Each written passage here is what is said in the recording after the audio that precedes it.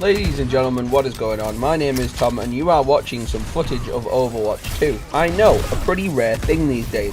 Overwatch 2's sort of opening week has kind of been, well, an absolute dumpster fire.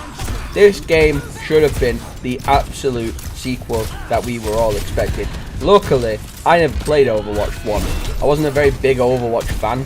I'd watched a few people play it and it just didn't seem up my street. I much preferred Battlefield and Call of Duty. And then eventually, you know, in the drought of 2022, the games that have been good have been few and far between. We had Elden Ring to kick off the year that I really loved. A bit of Dying Light 2 then rolled on out. And then, really, after that, it was a bit of a drought for a while. The Modern Warfare 2 beta, in my opinion, looks quite interesting. So I'm eager to play more of that. And God of War Ragnarok drops in November, and I'm really excited for that too.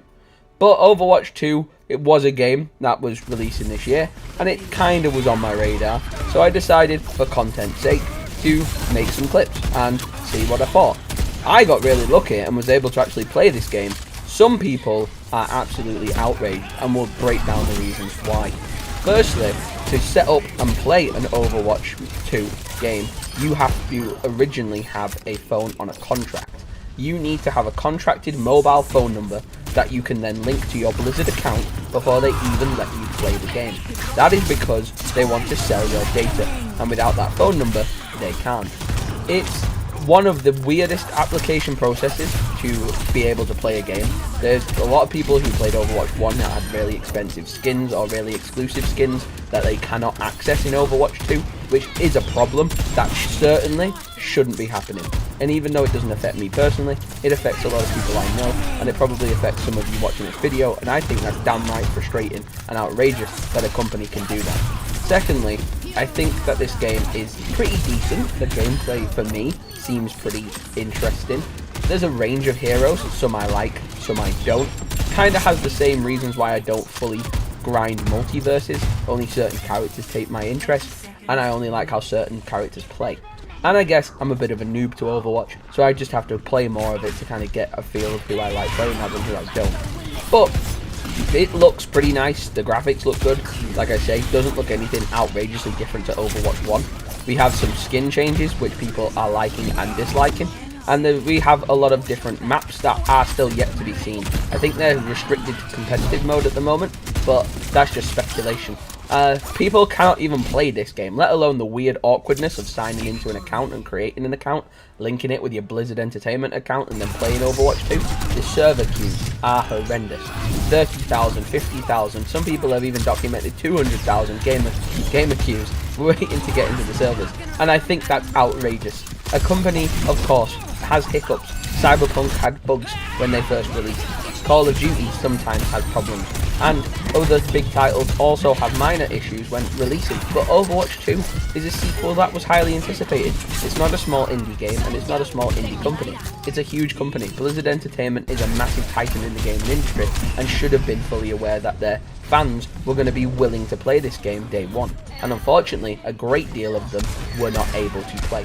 And that is outrageous. A company who makes a game free to play to try and entice new fans and old fans back into the franchise, then have unplayable servers.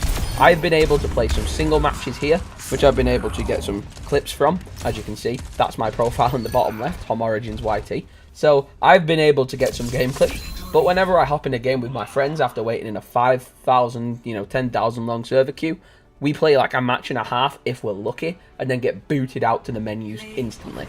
We ended up playing games like Grounded and Vigor on the Xbox because we just couldn't be bothered waiting in server queues for 50,000 people. We couldn't be bothered getting into a game, playing half of it, and then getting booted out. But when the game is working, when the game is letting you play, it does feel kind of fun. Feels a bit different, something a bit spicy, something a bit fresh for me. Like I say, maybe that's because I never played Overwatch 1. Maybe that's because I'm completely new to the series. But I would love for some Overwatch 1 fans to come into the comments, break it down logistically. Don't just complain, but analytically break it apart and tell me what was better about Overwatch 1. Now, as a novice in the industry of Overwatch, I do have to admit that off the cuff, so you guys know that I'm not speaking with any realm of experience with Overwatch. I just want to express it as like sort of a first-time person who's coming into the series and playing it for their first time. And for me, it is a game that can get very frustrating if you don't have a very good team. Luckily, some of the matches where I've been filming, I've had a good team with me. It's a game where you have not got to just sprint around getting kills like Call of Duty, so take that Call of Duty mindset out of your head straight away and play it like a team. Learn your role amongst the team and learn what it is that your character, your hero, is good at, and then work upon it. Keep being a team member, keep being a good help, and keep your game flow nice. Work as a team, do your best, and just keep supporting your team however you can. And whether you're a healer, a tank, or assault, I think the middle one's called assault. Again, I'm not sure. Whatever role you are, just learn your role and learn your characters. And if you don't like the character you're playing, simply swap. Getting characters is a problem though. A lot of people have documented their annoyance of getting characters and their frustration of getting new characters because you have to play hundreds of matches, and obviously with the long server queues and the disconnects, that's hard to do. The challenges and the battle pass is another thing. So apparently Overwatch 1 didn't have a battle pass, and therefore a lot of people were getting loot boxes and things like that. There's no loot boxes in Overwatch 2. There's just a battle pass, which a lot of people say is pay to win, and they're not happy about it. And again, I'm not a fan of the series. I've never played the series before, so I don't really understand or feel that difference. I think it's gone for the generic battle pass strategy to make more money, as it's a free-to-play game, and obviously people are going to be willing to spend money on a battle pass when the game is free, rather than loot boxes once you've paid a game. You know, once you've paid that full price for a game, and then you have to pay for a battle pack or, you know, a loot box, it's probably a bit greedy of the company, and less people are likely to do it. Whereas the game's free, like Fortnite's idea, where every couple of months or weeks you get a new season pass. That is probably the strategy that most games are going to stick to when it comes to multiplayer games. I'm sure Call of Duty will do the same. And yeah, that's just the way that the games are going these days with battle passes. You know, sometimes they're free to play and sometimes they're not. And luckily Overwatch is free to play. You don't have to pay a penny towards Overwatch 2. You don't have to buy it in any capacity. You can buy bundles and you can buy packages, but you do not need to buy a copy of Overwatch 2. You can play it strictly for free, which is great for me because I can install that on my Xbox, on my PlayStation, and on my PC, and I can play that for free with anyone who I want to play with, and that's great. All of us can play it completely for free. But the major problem is, like we say, these server queues, which I'm sure are an early issue. I'm sure they will get worked out, and I'm sure they will get smoothed over eventually. It is just a shame that opening week had to be tarnished with that reputation due to the lack of strength in the servers, and the fact that that many people are willing to play the game. I guess that's kind of nice, you know. The team can look at it as like, we've got so many avid fans to get in the games that we're crashing the servers and they're queuing, you know, 50,000 people. A friend of mine waited 40 minutes to get in a game, and that was just frustrating. Obviously, again, they can argue that it's a free-to-play game, so not wasting any money, but it is a waste of time. But when you really want to get in a new game and play it, you know, I waited till 8 PM to play Overwatch 2, and luckily when I got on, it was very quiet for me.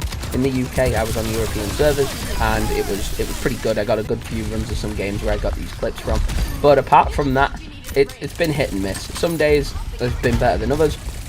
How to get past the server queues, I would say play early in the day or play late at night. Midday is kind of a hit and miss, maybe in the week, because most people might be at work.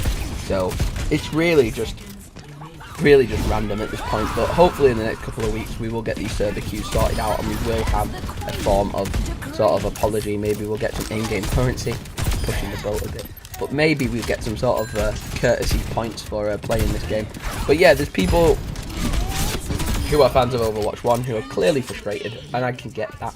If they've been a part of the Overwatch community for a while and they feel let down by Blizzard Entertainment, then I can completely understand that. And if you are one of those gamers that feels like that, then please do comment your sort of opinion down below. I really want to hear what veterans of the Overwatch community have to say, because I think that would better understand my understanding of the situation.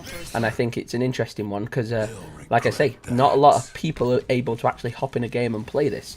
A lot of people who are big streamers, big partners with Blizzard Gaming and Blizzard Entertainment, they are able to play it smoothly, so there is some sus behaviour afoot here. Some people are noticing that certain bigger streamers are getting smoother games and getting into, you know, bypass the server queues. Don't really know what that's all about. Maybe there's a little bit of behind the scenes stuff going on there, but I'm sure there always is with things like Call of Duty and and Overwatch, and you know, games of that nature. I'm sure there are like sort of favoritism towards certain creators that are partnered or you know, big with that company. I don't really want to believe that, but I think it's definitely possible, and I think it would be ignorant to say that it doesn't happen. But I definitely would love to see this game succeed in a capacity. I'd love the fans of the first game to feel like they got a just sequel and enjoy the gameplay and enjoy the footage of, you know, the experience of playing a sequel. Again, for me, it is a weird one. I don't really have much to complain about because I am fresh to the series. I can take this as like sort of a buggy first time experience. I had the same sort of situation happen at Cyberpunk when I was playing that. A lot of my friends were bugging out and glitching out with their digital copies. I had a physical copy and mine went relatively smooth. I had 1 or 2 bugs, but it wasn't like game changing or game breaking, and I had a good time with it. And I treat this just the same. The server queues are frustrating and they're really annoying, but at the end of the day, it's not stopped me from getting these clips, and it won't stop me from trying to play the game. But yeah, to me, this is just a burner, you know, just a time burner, waiting for Call of Duty to drop. That's what I'm most excited about this year for FPS. So playing this on the off time with some of my friends who are Overwatch 1 veterans and they enjoy it, you know, that's just my comfort game really, just a little background burner. And I'm not going to get too preemptive with the battle pass or grind it or anything like that. I just play it for fun every now and then and hop on to get some clips. But apart from that, yeah, I don't know how much of the game I'll be covering, but if you are interested in Overwatch 2 content, do drop a comment and a sub, because it might change my opinion. And like I say, if you're an Overwatch 1 veteran of the game, then comment down below and let me know, you know, anything that's life-changing or game-breaking or something that's really made you angry or frustrated. Let that negativity flow out of you and share it therapeutically in the comments. And drop a sub. I'll see you in the next one. Goodbye for now, and peace. Switch up all the rules and imagine a utopia. Darling, I'm just so fed up with.